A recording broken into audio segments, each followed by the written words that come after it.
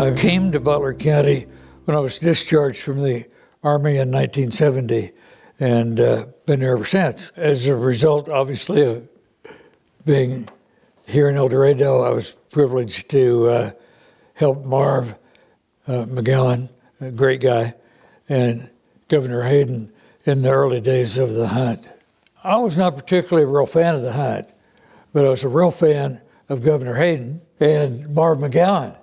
And I thought it was my responsibility to help them make the hunt a success as it was.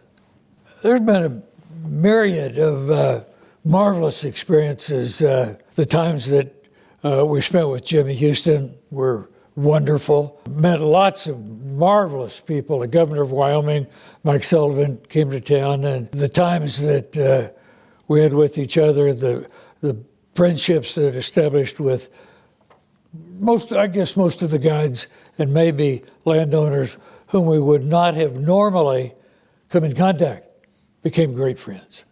All of us who worked on the hunt, and many who worked much harder than I did, made great contributions to our community. The best part about the hunt was the way in which the community came together and worked for a common project, and loved it. The Saturday night dinners were, 500 or 600 people, it seemed, and just a great way for a community to get together. Well, I had read a whole bunch of Gene Hill stuff in Sports and Field, and David Sundgren and I hosted him, and I thought he was a marvelous guy. Probably the funnest guy had to be Jimmy Houston. I had, like every fisherman, seen Jimmy on television, and this was before cell phones, and everybody could be reached easily. I said to Marv, how about if I invite him up and we'll go hunting? Fishing together. I've got some great permission to fish on some great waters.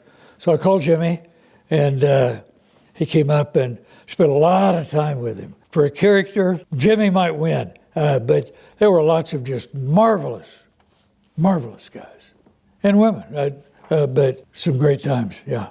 John Moore and I, for years, were responsible for choosing the youngsters for the hunt. John and I purchased a gun each year for several years to give to the guide whom we thought contributed most to the hunt.